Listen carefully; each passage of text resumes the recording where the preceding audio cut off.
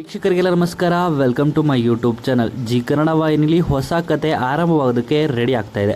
ಅದು ಕೂಡ ಜಗದಾತ್ರಿ ಅಂತಲೇ ಹೇಳ್ಬೋದು. ಇನ್ನು ಜಗದಾತ್ರಿ ಧಾರಾವಾಹಿಯಲ್ಲಿ ಮೋಕ್ಷಿತಾ ಪೈ ಅವರು ನಾಯಕಿ ಅನ್ನೋದು ಖಚಿತವಾಗಿದೆ. ಇನ್ನು ಜಗದಾತ್ರಿ ಧಾರಾವಾಹಿಗೆ ನಾಯಕ ನಟ ಯಾರು ಅನ್ನೋದು ಕುತೂಹಲವಾಗಿರುವಂಥ ವಿಷಯ ಅಂತಲೇ ಹೇಳ್ಬೋದು.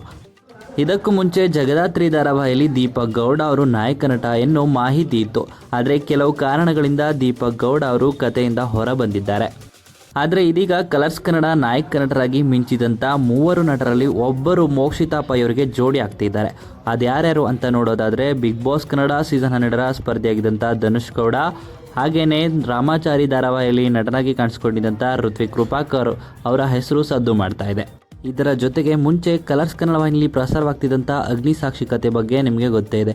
ಇನ್ನು ಅಗ್ನಿಸಾಕ್ಷಿ ಕಥೆಯಲ್ಲಿ ಸಿದ್ಧಾರ್ಥ್ ಪಾತ್ರದಲ್ಲಿ ವಿಜಯ್ ಸೂರ್ಯ ಅವರು ಕಾಣಿಸ್ಕೊಂಡಿದ್ರು. ವಿಜಯ್ ಸೂರ್ಯ ಅವರು ಕೂಡ ಜಿ ಕನ್ನಡಕ್ಕೆ ಮತ್ತೆ ಕಂಬ್ಯಾಕ್ ಮಾಡ್ತಿದ್ದಾರೆ ಅನ್ನೋ ಮಾಹಿತಿ ಇದೆ. ಈ 3 ನಟರಲ್ಲಿ ಒಬ್ಬರು ಮೋಕ್ಷಿತಾ ಪೈಗೆ ಜೋಡಿ ಆಗೋದು ಖಚಿತ ಅಂತಲೇ ಹೇಳ್ಬೋದು. ಹೌದು, ಈ 3 ನಾಯಕರು ಕೂಡ ಕಲರ್ಸ್ ಕನ್ನಡ ವಾಹಿನಿಯಲ್ಲಿ ನಾಯಕ ನಟರಾಗಿ ಮಿಂಚಿದಂಥ ನಟರು ಅಂತಲೇ ಹೇಳ್ಬೋದು. ಆದರೆ ಇದೀಗ ಜಿ ಕನ್ನಡಕ್ಕೆ ಕಂಬ್ಯಾಕ್ ಮಾಡಿ ಜಗದಾತ್ರಿ ಧಾರಾವಾಹಿಯಲ್ಲಿ ನಾಯಕ ನಟನಾಗಿ ಮಿಂಚೋದಕ್ಕೆ ರೆಡಿಯಾಗಿದ್ದಾರೆ. ಆದರೆ ಯಾವ ನಟ ಅನ್ನೋದು ಕುತೂಹಲದಿಂದ ಕಾದು ನೋಡಬೇಕಾಗಿದೆ. ಇನ್ನು ಈ ವಿಡಿಯೋ ನಿಮ್ಗೆ ಇಷ್ಟವಾಯಿತು ಅಂದರೆ ವಿಡಿಯೋಗೆ ಲೈಕ್ ಮಾಡಿ. ಇದೇ ರೀತಿಯ ಮತ್ತಷ್ಟು ಹೆಚ್ಚಿನ ವಿಡಿಯೋಗಳಿಗಾಗಿ ನಮ್ಮ ಚಾನಲ್ಗೆ ಸಬ್ಸ್ಕ್ರೈಬ್ ಮಾಡಿ.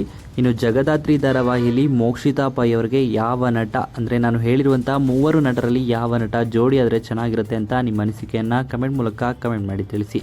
ಹಾಗೆಯೇ ನೀವು ಕೂಡ ಜಗದಾತ್ರಿ ಧಾರಾವಾಹಿಗೆ ವೆಯ್ಟ್ ಮಾಡ್ತಾ ಇದ್ದರೆ ವೆಯ್ಟಿಂಗ್ ಅಂತ ನಿಮ್ಮ ಅನಿಸಿಕೆಯನ್ನು ಕಮೆಂಟ್ ಮೂಲಕ ಕಮೆಂಟ್ ಮಾಡಿ ತಿಳಿಸಿ.